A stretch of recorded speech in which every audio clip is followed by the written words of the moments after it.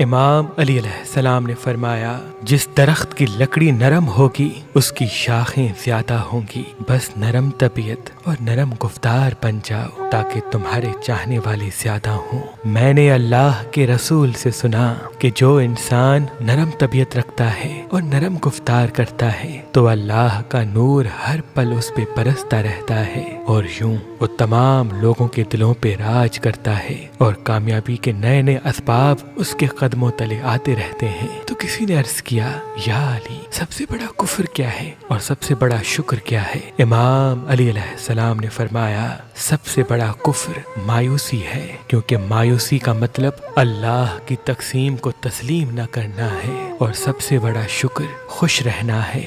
یاد رکھنا، میں نے اللہ کے رسول سے سنا، جو انسان مایوسی سے دور رہتا ہے، اللہ کے دیے گئے کم رزق پہ خوش رہتا ہے، تو اللہ اس کے تھوڑے اعمال پہ راضی ہو جاتا ہے، اور روز محشر اپنے فرشتوں کو حکم دے گا کہ اے میرے فرشتوں، یہ ہے وہ انسان جو اپنی زندگی میں خوش رہا کرتا تھا، میری تھوڑی دی گئی نعمتوں پہ مطمئن رہتا تھا، آج جنت کی تمام نعمتیں اس کے قدموں تلے رکھو، کیونکہ یہ اپنی زندگی میں خوش رہتا تھا، اور آج میں اس کا اللہ اس سے راضی ہوں۔ امام جعفر صادق علیہ السلام نے فرمایا، جو انسان مرجان پتھر پہن کے اللہ سے جو دعا مانگے گا، چاہے اس کے مقدر میں ہو یا نہ ہو، اللہ اسے عطا کر دے گا۔